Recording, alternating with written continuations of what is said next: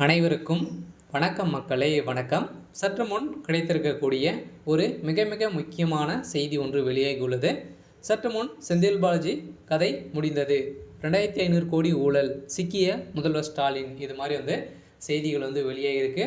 So இதை பற்றி தான் இந்த வீடியோவில் நாம் முழுமையாக பார்க்க போகிறோம். ஸோ அதுக்கு முன்னாடி நம்ம சேனலுக்கு இப்போ தான் நீங்கள் முதல் முறையாக வந்திருக்கீங்க அப்படின்னா மறக்காமல் நம்மளுடைய சேனலை சப்ஸ்கிரைப் பண்ணி சப்போர்ட் பண்ணுங்கள்.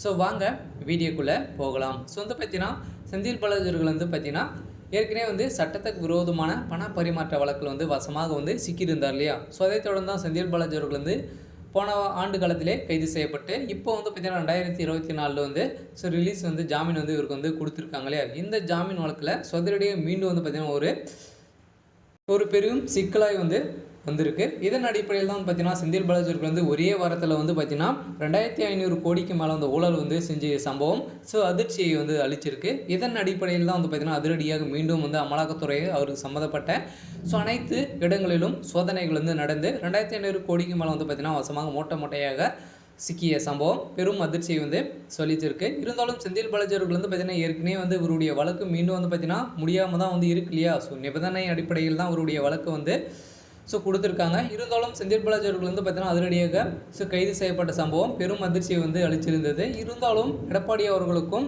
பெரும் அதிர்ச்சி அழிஞ்சிருக்கு இல்லையா. ஸோ செந்தில் பாலாஜி அவர்கள் ஸோ அவர் வாக்குமூலம் கொடுத்தாரு அப்படின்னா செந்தில் ஸ்டாலினுடைய கதையும் ஸோ எதிர்கட்சி இருக்கக்கூடிய எடப்பாடி பழனிசாமியுடைய ஸோ வாழ்க்கை கதையும் பார்த்தீங்கன்னா மொத்தமாகவே முடியக்கூடிய அளவிற்கு பார்த்தீங்கன்னா செந்தில் பாலாஜி அவர்கள் ஒரு முக்கிய புள்ளியாக தான் இருக்கார். ஏற்கனவே ஸோ பார்த்தீங்கன்னா நிறைய கட்சியில் தாவி இருக்கும் நிலையில் இருந்தாலும் இவர் செந்தில் பாலாஜி அவர்கள் பார்த்தீங்கன்னா அனைத்து விதமான ஓட்டைகளும் அவருக்கு தெரியும், எப்படி சம்பாதிக்கணும் அப்படின்ற ஒரு நுணுக்கம் பார்த்தீங்கன்னா ஆளக்கூடிய ஒரு திறமை செந்தில் பாலாஜி அவர்களுக்கு இருக்குது. ஸோ இதன் அடிப்படையில் தான் பார்த்தீங்கன்னா செந்தில் பாலாஜி அவர்கள் பார்த்தீங்கன்னா இப்போ மின்சாரத்துறை அமைச்சராகவும் ஸோ மதுவிலக்குத்துறை அமைச்சராக இருந்து வர்றார் இல்லையா. ஸோ இதன் அடிப்படையில் மீண்டும் செந்தில் பாலாஜிக்கு ஸோ ஸ்டாலின் அவர்கள் பார்த்தீங்கன்னா கூடுதலாக ஒரு அதிகாரமும் கொடுத்துருக்க நிலையில் பெரும் அதிர்ச்சியை அளிச்சிருக்கு. இருந்தாலும் இதன் அடிப்படையில் பார்த்தீங்கன்னா அவர் மீண்டும் 2500 கோடிக்கு மேலே பார்த்தீங்கன்னா ஊழல் செஞ்சுருக்காரு. ஸோ இதன் காரணமாக தான் பார்த்தீங்கன்னா செந்தில் பாலாஜி அவர்கள் பெரும் திடீர்னு கைது செய்யப்பட்டிருக்க நிலையில் ஸோ அதிரடியாக பார்த்தீங்கன்னா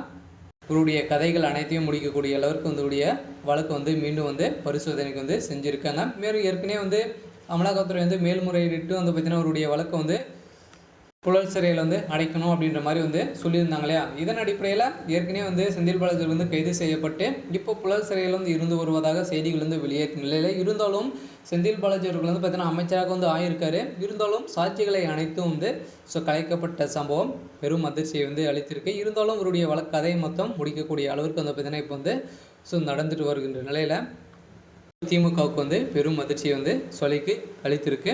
இருந்தாலும் என்ன நடக்க போகுது அப்படின்றத ஸோ நாம் வெயிட் பண்ணி பார்க்கலாம். ஸோ இது மாதிரி அரசியல் சார்ந்த நிகழ்வுகளை தெரிஞ்சுக்கணும் அப்படின்னா ஸோ மறக்காமல் நம்மளுடைய சேனலை சப்ஸ்கிரைப் பண்ணிக்கோங்க. தேங்க்யூ.